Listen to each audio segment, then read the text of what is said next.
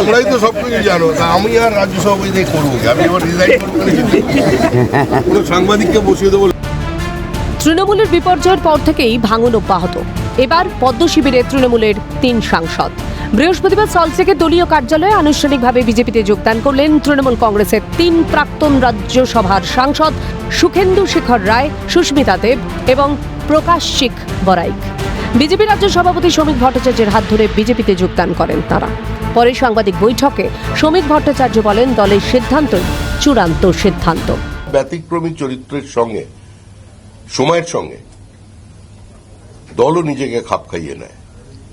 পার্টির সিদ্ধান্ত চূড়ান্ত সিদ্ধান্ত। উল্লেখ্য, বিধানসভা নির্বাচনে তৃণমূলের পরাজয়ের পরই নিজেদের সাংসদ পদ থেকে ইস্তফা দিয়েছিলেন এই 3 রাজনীতিক। অবশেষে সমস্ত জল্পনার অবসান ঘটিয়ে আনুষ্ঠানিকভাবে নাম লেখালেন পদ্ম শিবিরে। বিজেপির পতাকা হাতে তুলে নেওয়ার পর বিস্ফোরক সুস্মিতা দেব। সাংবাদিক বৈঠকে তিনি বলেন, দিদিকে আমি ছোটবেলা থেকেই সুতির শাড়ি, হাওয়াই চটিতে দেখেছি, কিন্তু এই ধরনের দুর্নীতি যে হতে পারে তা বাংলায় এসে দেখেছি। প্রত্যেকটা ফ্যাক্ট শিটে তৃণমূলের দুর্নীতির প্রমাণ। আমার খুব দুঃখ হয়েছে, কারণ আমরা ছোটবেলা থেকে দিদিকে সুতির শাড়ি আর হাওয়াই চপ্পলে দেখেছি। You know my background. কিন্তু আমি এই ধরনের কারাপশন যে হতে পারে এটা আমি বেঙ্গলে এসে কাছের থেকে দেখেছি। It is unbelievable. আমার যে ব্যাকগ্রাউন্ড, আমরা রাজনীতিতে দেশ সেবার জন্য এসেছি। আজকে যদি আমি রাজনীতি ছেড়েও দিই, I have no problem, I can put food on my table. আমি যখন তৃণমূলের প্রত্যেকটা ফ্যাকশনের কথা শুনি, প্রত্যেকটা ফ্যাকশনই বলে দিচ্ছে যে তৃণমূল ইজ কারাপ্ট। যোগদানের পর সুখেন্দু শেখর রায় বলেন, গত 3 থেকে 4 মাস ধরে আমার মোবাইলে লাগাতার হুমকি এসেছে। আমাকে যে কোনো সময় হত্যা করা হতে পারে, আমার মেয়েকে অপহরণ করা হতে পারে। যে ভয় এবং সন্ত্রাসের বাতাবরণ তৈরি হয়েছে তা থেকে বাঁচতেই বিজেপিতে যোগদান বলে বুঝিয়ে দিলেন তৃণমূলের প্রাক্তন রাজ্যসভার সাংসদ।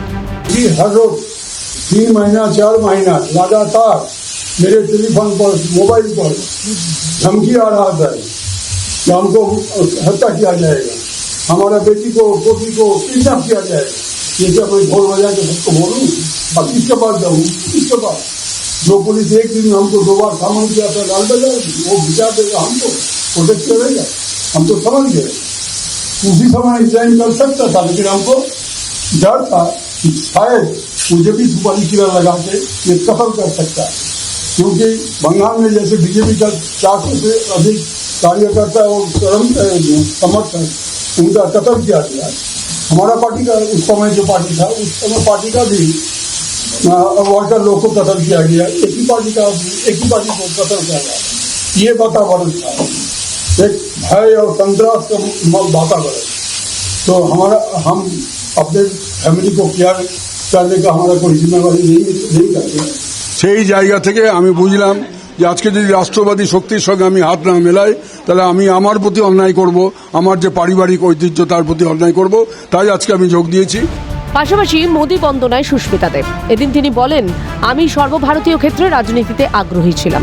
প্রধানমন্ত্রীর মতো দেশ তথা বিশ্বে অন্য কোনো নেতার গ্রহণযোগ্যতা নেই।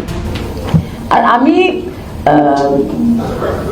তৃণমূল যখন জয়েন করেছিলাম, আমার একটা অ্যাসপিরেশন ছিল যে আমি ন্যাশনাল এক্সপ্যানশনে ইন্টারেস্টেড ছিলাম।